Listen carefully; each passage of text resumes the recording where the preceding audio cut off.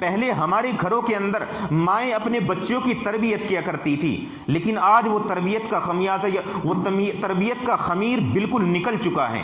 مائیں اپنے بچوں کی تربیت نہیں کرتی ہیں۔ اللہ کی امانت سمجھ کر کے پہلے مائیں ان کی تربیت کیا کرتی تھی اور جوانی میں پھر وہی تربیت اثر دکھایا کرتی تھی۔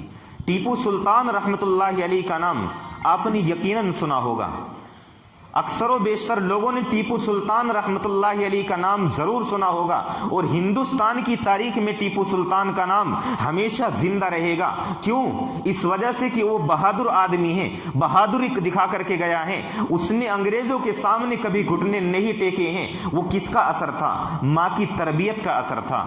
ان کی ماں کا حال یہ تھا کہ جب بچپن میں چھوٹے سے تھے، یعنی ٹیپو سلطان رحمۃ اللہ علیہ جس وقت بچپن کے عالم میں تھے، ان کی ماں کی حالت یہ تھی کہ کبھی بغیر وضو کے ان کو دودھ نہیں پلایا ہے۔ مسجد کی بنیاد رکھنی ہے، ایک جگہ پر مسجد تعمیر کی جانی ہے۔ یہ مسئلہ جب درپیش ہوا، ٹیپو سلطان رحمۃ اللہ علیہ کو بھی اس مجلس کے اندر بلایا گیا، یعنی اس اجلاس کے اندر ٹیپو سلطان رحمۃ اللہ علیہ کو بھی مدعو کیا گیا۔ اب وہاں ایک سے ایک آدمی موجود ہیں، اچھے اچھے جبے قبے پہننے والے موجود ہیں، ایک سے ایک آدمی وہاں پر موجود ہیں۔ وہاں بات یہ طے ہوئی کہ بنیاد کی پہلی اینٹ وہ انسان رکھے گا جس کی زندگی میں کبھی بھی ایک نماز بھی قضا نہ ہوئی ہو۔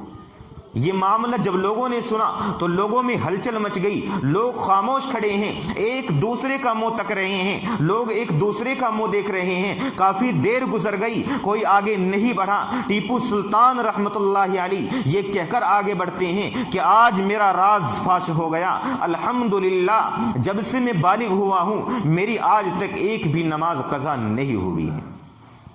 یہ کس کا اثر تھا؟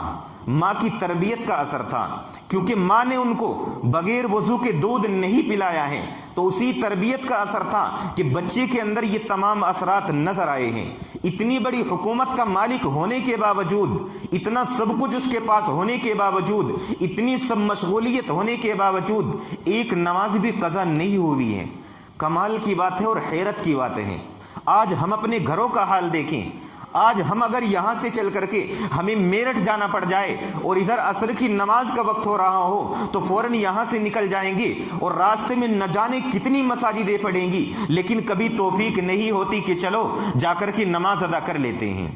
ہمارے معاشرے کے اندر دور دور تک ہمارے نوجوان مسجدوں میں آنے کے لیے تیار نہیں ہیں، دور دور تک نوجوان مسجدوں میں نظر نہیں آتے ہیں۔ صرف دو چار بوڑھے حضرات مسجدوں کی چہار دیواری کے اندر پڑے رہتے ہیں اور بس یہ سمجھ لیتے ہیں کہ ہاں ان بوڑھوں نے ہی مسجد کا ٹھیکہ لے رکھا ہے، بس انہی کو نماز ادا کرنی ہے۔ نوجوانوں کو تو اتنی فرصت نہیں ہے کہ وہ آ کر کے مسجد میں نماز ادا کریں۔